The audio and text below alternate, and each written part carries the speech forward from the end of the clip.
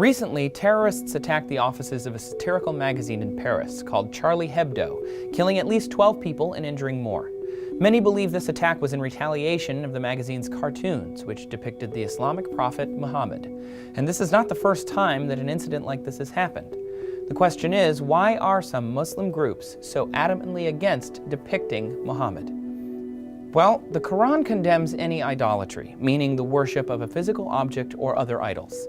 Some Muslims believe that seeing their prophet or God in paintings will lead to people praying to or worshiping that painting or object, which is an exact contradiction with Tawheed, the Islamic monotheistic belief that God is a unique unity and not a thing. Many others cite passages in the Hadith, which is a record of teachings and sayings of Muhammad.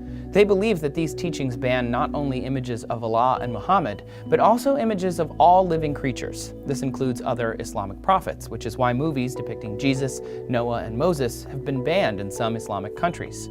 This is also why, unlike Christianity and Buddhism, a lot of Islamic art is text and calligraphy, not portraits. But not all Muslims feel this way. These beliefs are mainly held by Sunni Muslims, who make up the largest branch of Islam.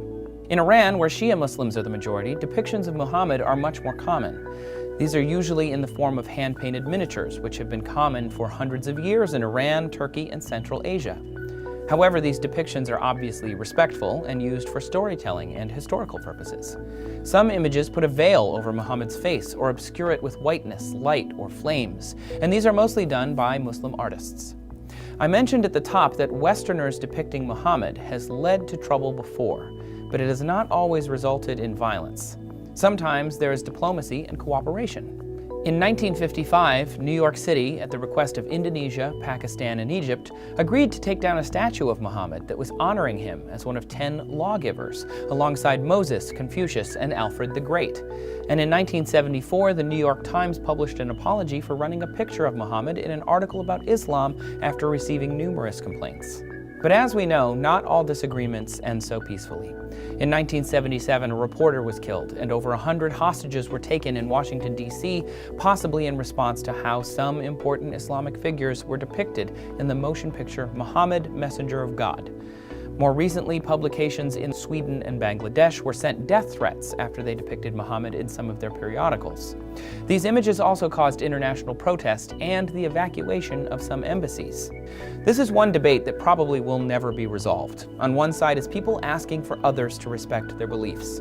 On the other side is journalists asking for people to respect freedom of speech and of the press.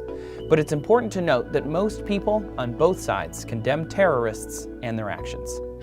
Subscribe to TestTube for more new videos 6 days a week. And if you'd like to learn more about the differences between Sunni and Shia Muslims, check out this video now. Originally, Muslims were all one group, unified under the Prophet Muhammad. Then, in the year 632, Muhammad died, and Muslims split off into two separate groups. Thanks for watching.